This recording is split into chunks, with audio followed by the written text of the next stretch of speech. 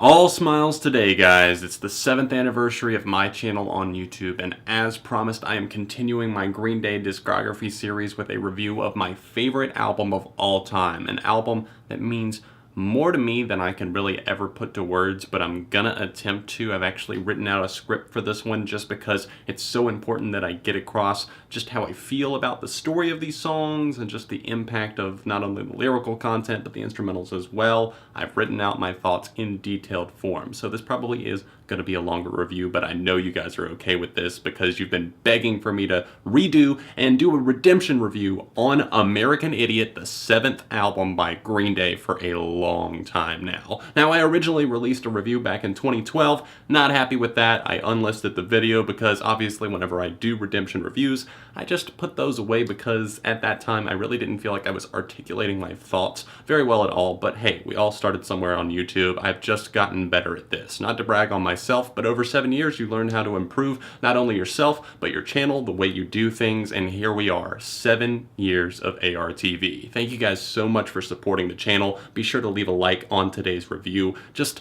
to show the support for the 7th anniversary, of course, and just the fact that we've done this as a team. You guys have stuck with me for so long now, and even through this past year, I've seen double the amount of subscribers and views and just engagement from you guys, and I welcome that so much. I'm very, very grateful. I'm humbled by it, and never think that I am not grateful at all, because you guys are the only reason that I am able to do this. So without further ado, let's go ahead and talk about American Idiot. 7 albums in, Green Day completely reinvented themselves with a rock opera that was so grandiose and over the top, so epic in so many different ways, people's jaws dropped and they didn't even know how to react to it. I mean, I imagine that what's going on now with Revolution Radio, the transition from that out of the Uno Dos Tres, just which was back to the basics, more punk rock, simple songs, transitioned into more modern Green Day with Rev Rad. I imagine that's what the shift was like for fans, from Nimrod and Warning to American Idiot. It's very jarring, and I came in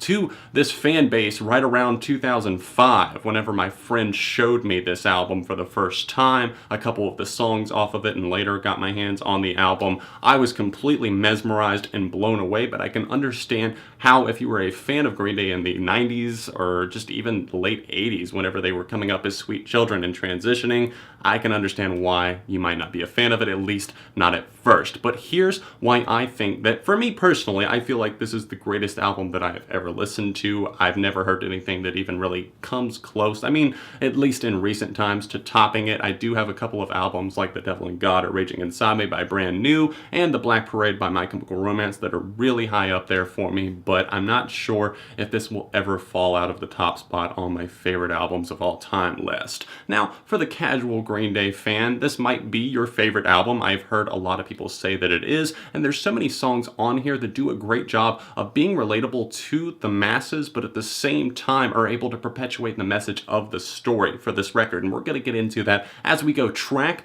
by track through this entire album. That's right, for the first time ever, I'm actually going to be playing you guys clips from this. We're going to sit down, kind of decipher the different songs, their meanings. That being said, first up on the chopping block is the title track, American Idiot. Hey, can you hear the sound of hysteria? The subliminal mindfuck America.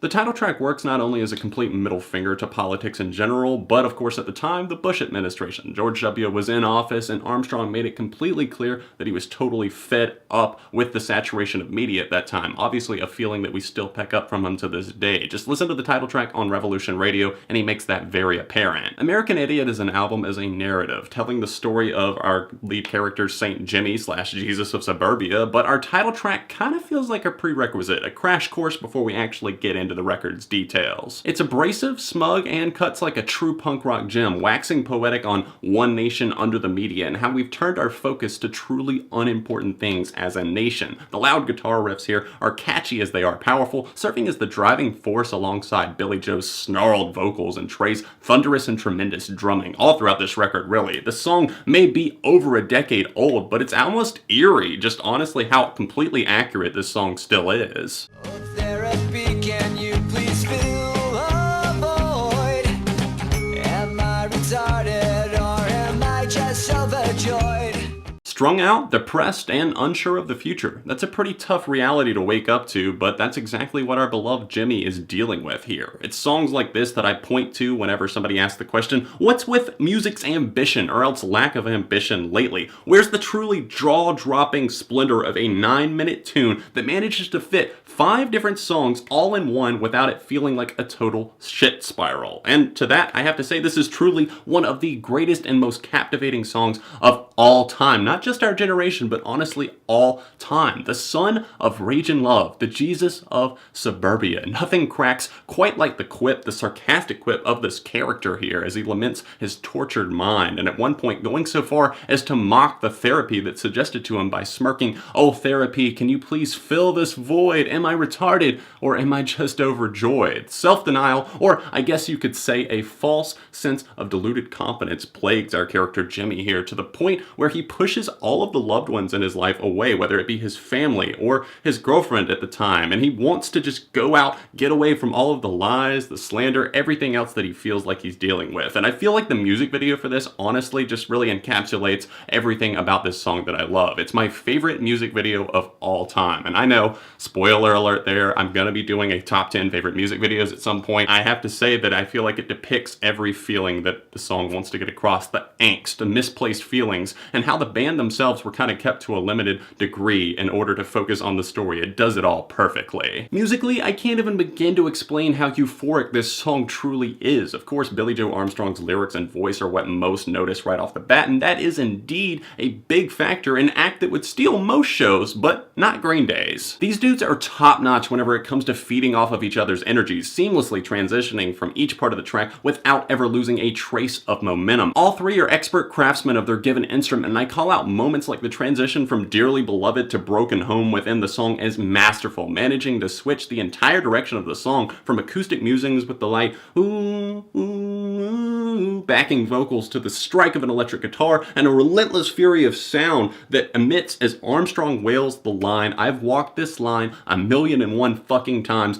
but not this time," before giving way to an awe-inspiring solo that features some truly standout bass work from Mike Dirnt that almost steals the show. I'll sum up my ramblings with this. I fucking love every aspect of this record, every single song, inside and out. But whenever one song, and hell, every aspect of one song, every single part of one song can stand out from its peers somehow, musical heaven.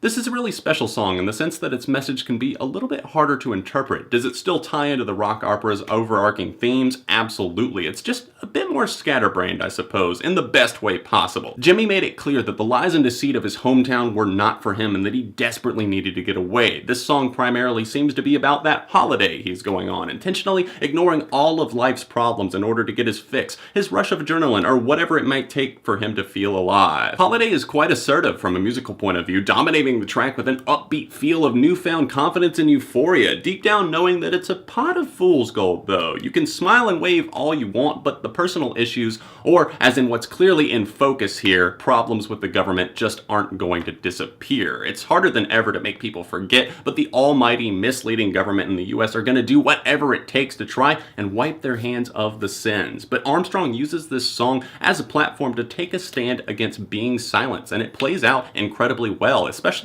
when writing from a character's point of view, but you can still tell that it's Armstrong kind of seething through. That's fantastic. Driving guitar riffs, flashy drums, and the voice of a revolution. What more could you ask for? I'm walking down the line that divides me somewhere in my mind, on the borderline of the edge and where I walk alone. The transition between songs on American Idiot are truly what make it feel like a rock opera, like a concept album, and what makes it feel so connected, practically yelling at you, "Don't stop here," as you listen along. Boulevard of Broken Dreams is my favorite song of all time, a fact that many of you, but probably not all of you, especially if you're newer to the channel, might know. I won't lie, the tears are often hard for me to fight off whenever I listen to this song, particularly because I leave this as one of those songs that I don't come back to that often. I try to leave it on a shelf somewhere, just away in life, and I come back to it when I need it. I don't want it to wear out its importance for me, and I don't want to overplay it. So that's simply why I believe in doing such a thing. And I have some people ask me,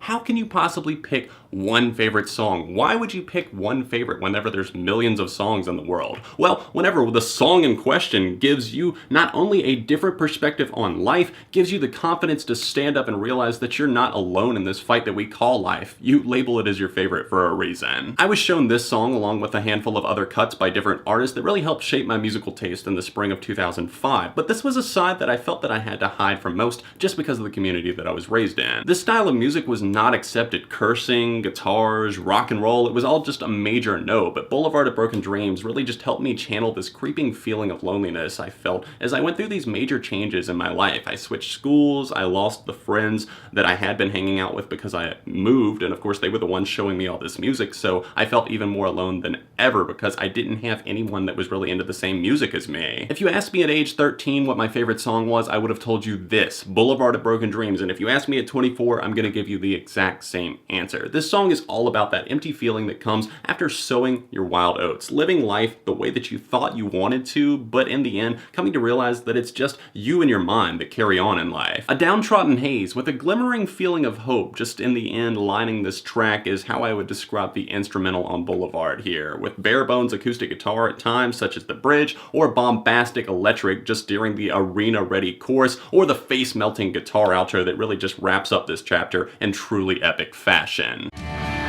Are we are? Are we are the way not know? Lies and deceit are a great thing to want to run away from, but a total 180 occurs whenever you realize that maybe you're just as full of shit as the rest of them. Are We the Waiting plays out like a battle between an angel and a devil on your shoulder, maybe between Jesus of Suburbia and St. Jimmy, the two personalities here, whispering things to make you feel uncertain. Or in Jimmy's case here, I would say it's unclear as to why you ran away and to why you fled the situation, the city in the first place. Whenever you dream, you most likely idealize the thing that you want in your head as being a lot better than it actually is, without seeing the flaws that it probably truly has. We see in this stripped down moment of clarity that Jimmy has started to admit to himself that maybe these fantasies were nothing but a bad idea, and the way that Armstrong conveys the vocals here is just splendid. Ever catchy in a weird way, Are We is kind of a major turning point in American Idiot in terms of subject matter and of course style as well. I love the gang vocals chanted at the end of this one before abruptly and honestly perfectly giving way to the meltdown that is My name is Jimmy and you better not wait out. Suicide commando that your mama talked about. That's right, I said meltdown for a reason. This song is a major gut punch with its punk rock paced guitars, manic drumming, all fitting in perfectly with the theme of Jimmy's insanity, thinking of himself as almost completely now the Jesus of Suburbia. He knows what people probably think of him, and he even starts to claim way worse things about himself to make it all seem right in his head. Throw this cut on anytime you're looking to drive 80 miles an hour down the freeway while singing at the top of your lungs. I mean, trust me, it'll help fulfill the Jesus of Suburbia's prophecy, or so I read in a Green Day forum somewhere. I don't know what I'm talking about. I wouldn't know. I've definitely never done that. And they all kiss goodnight. Everything will be alright.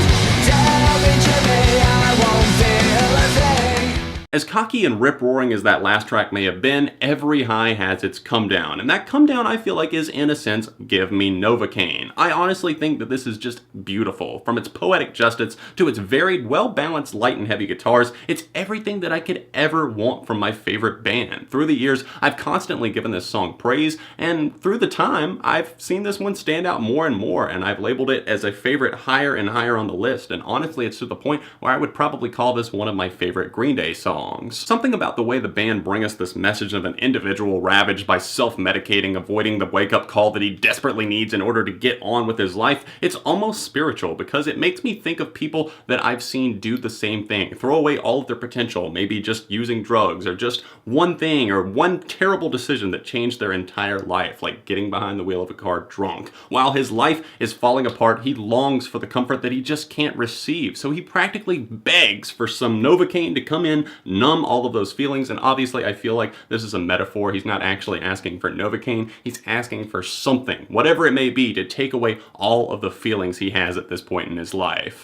She's a rebel, she's a saint, she's the salt of the earth, and she's dangerous.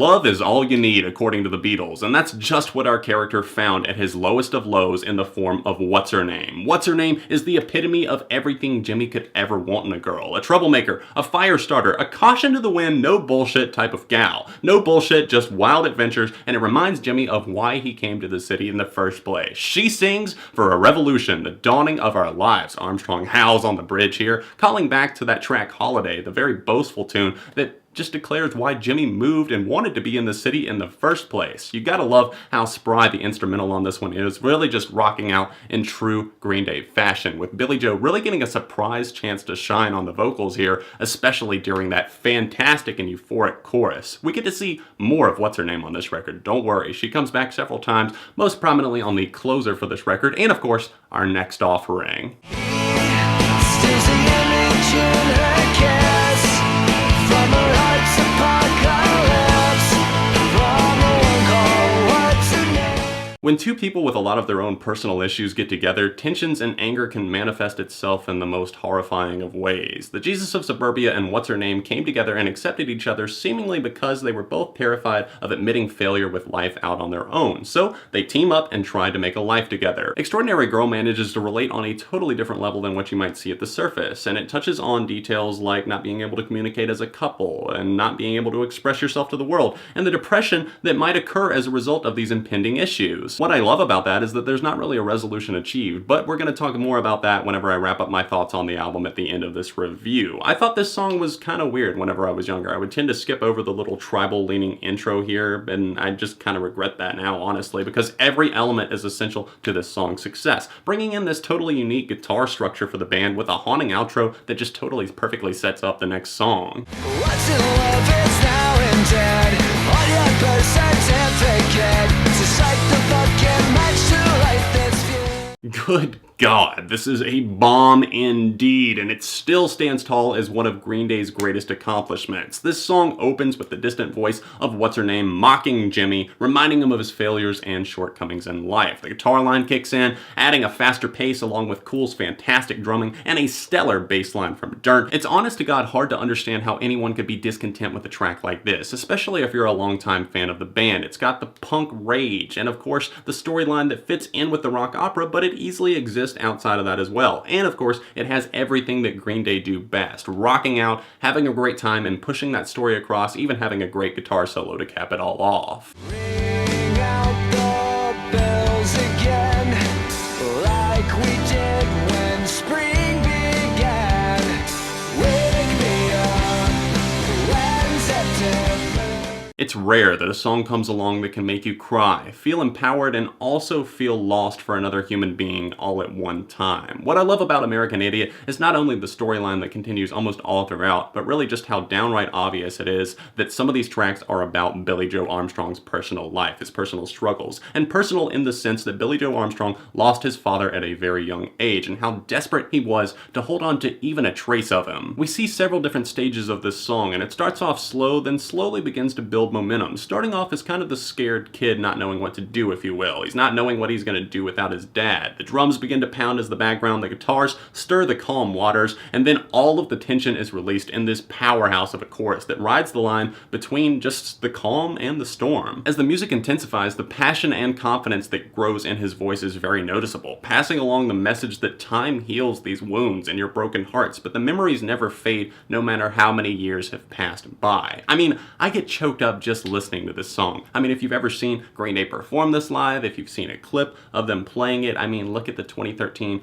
Reading and Leeds Festival. I mean, he's singing that, and he has to step away from the microphone when he's trying to say 30 years have gone so fast, and it honestly gets me a little bit emotional just thinking about it, because this song means the world to me, to be quite honest, and I know how much it means to Armstrong, and just seeing him go through that struggle, having to play it live over and over again. That's the thing about music, being a musician. You're putting your own thoughts out there into the world, and on songs like Wake Me Up When September Ends, we see how truly euphoric that release can be, getting those emotions out there, but sometimes it's so overwhelming that you just have to break down and cry. You can't get the words out because you're so choked choked up. And then the guitar solo on this, I mean, I can't even begin to fathom how many emotions it pulls out of you, because I don't feel that way with most guitar solos. They don't pull out a ton of emotion other than like, oh, that's awesome, it's rocking out, I love hearing the guitar. But this one just pulls everything somehow out of this track, everything that you've felt up to that point, and puts it and encapsulates it all into one little solo. It caps the song off before fading back to a simple acoustic guitar that we heard in the opening of the track. Here they come marching down the street, like a desperation murmur of a heartbeat, coming back from the edge of town, underneath their feet. Back to our story with the ever-spiraling Jimmy, we find that he's indeed decided to return home, casting dignity to the side in hopes of finding a trace of happiness back at his old home place. This split personality between Jesus and Jimmy finally comes to an end here, with Jimmy being killed off, if you will, and the boring day job guy taking his place. The man is tied down to his normal job, to functioning like a regular human being, but he remembers roaming the streets, having fun with his friends, the gang that he rolled with at the time, and he thinks of those things and he's like, I'm fitting in with society, I'm making money doing this job, but really, is it something that I want? And he desperately longs to be back out there. My favorite aspect of Homecoming is the traded songwriting and singing between the three members of the band. Mike Dirnt's insanely clever Nobody Likes You calls back to the opening remarks from What's-Her-Name on Letterbomb before giving way to Trey Cool's impossible to hate, all-out fun-fest rock and roll girlfriend. If you can't have fun and a blast just rocking the hell out to these, I mean, I don't know what to tell you. The variation in the music on Homecoming is damn inspiring, playing with every style of rock that you could probably imagine before finally closing it out on a furious marching band styled romp of guitars, shouts, gang styled vocals, pounding drums, and honestly, I see Homecoming as a closing chapter in a way, but somehow it closes out that, but we fast forward a few years down the road. Let's see where our character ends up on What's-Her-Name. And in the darkest night, if my memory serves me right, I'll never turn back time. You know that feeling you get whenever you catch a trace of somebody, or else rather a full-fledged memory of someone who used to be in your life, and it just hits you like a brick wall? What's-Her-Name fucked Jimmy up big time, in the sense that she remained in the back of his head for what I feel like has to have been years now. And to me, it's one of those situations where we see this guy has grown up, he's gone on with his life, he's gotten a day job as we saw in Homecoming, and he's fitting in with society a little bit more. But I see at least a handful of years going by in these past events, from Homecoming to What's-Her-Name. I see our somber theme closer as a glorious, true-to-form, perfect end for this record. He's lamenting on how he thought that he saw this girl, how special she was to him. All of these memories are flooding back, and even though it seems like forever ago to him, she's always going to be a big part of him, no matter how much he wants to deny that to himself. The lyrical content is some of my favorite on all of American Idiot. For example, whenever the song rises in tempo with that rip-roaring guitar cascade, Armstrong begins to cry out, I'll never turn back time, forgetting you, but not the time. And Armstrong actually confirmed on Twitter that this song is about a girl named Amanda, and we saw them early on in her career on tracks like She, Sassafras Roots, and even most recently directly on a track named after her on their album Trey. I don't even know where to begin to really just wrap all of this up, because this record is so ever important to me. It means everything to my life. It changed who I am as a person. It made me see so many different things as a music fan. I went from somebody who just would listen to whatever was given to me by my parents to someone who sought out other genres, other styles, more songs, their back catalog, whatever it may have been. And I really owe everything to this record. That's why it's so important for me. I took forever to record this review, honestly, and it took a while for me to write out my thoughts. I've been working on this review for a while now, and it just finally hit me with the motivation to bring it to you guys on my 7th anniversary. Like I said, this is my favorite album of all time, and I easily see it as Green Day's best album. It's so just forward-thinking. It's a bombastic collection of a rock opera, and all of these songs are moving parts like a clockwork, you know? Like everything is moving around in the circle to make it work, and it's easy to listen to on a loop. I could listen to this album over and over again, but I don't do that because, like I said, I like to leave it as something special that I come back to on special occasions. I don't want to play it to death. It's got punk rock, it's got different styles, there's pianos here, there's a lot of different instrumentation here, and it's varied, and I like Mike Dirnt, how he all throughout just used his backing vocals, and of course Trey's drumming to really just sell the confidence of some of these tracks, or else the insecurity on others. Every moment here is so special. I cannot highlight just like one song, I suppose, as just not being essential, or one song being completely essential, because they're all essential tracks. Sure, I have my absolute favorites. You can look down in the description if you want to see more about my thoughts on the record in terms of like favorites. Obviously, there's no least favorites, and if you're wondering about a rating at this point, you're insane. You should already know what it is. It's a 1 million out of 5. But for the sake of the fact that I guess I can't really give it higher than a 5, this is the strongest 5 out of 5 that I will ever give out. Once again, a huge humble thank you to you guys who have stuck with me throughout my 7 years of doing YouTube. Thank you. I know my videos were terrible back in the day, but just look at where we are now. If you want to check out the other video that I did for, of course, my 7th anniversary, dropped 2 big videos today, click that little link down there. And coming soon, you can go ahead and click the annotation for my review of Revolution Radio, their brand new album. I already have my hands on it, so you guys can definitely go and check that review out. I think it should be up within the next 48 hours. Thank you so much for watching today, leaving a like on the video, and subscribing to the channel if you haven't already. Friends don't let friends, go unsubscribed. I will see you guys very soon right here on ARTV. Here's to another 7 years.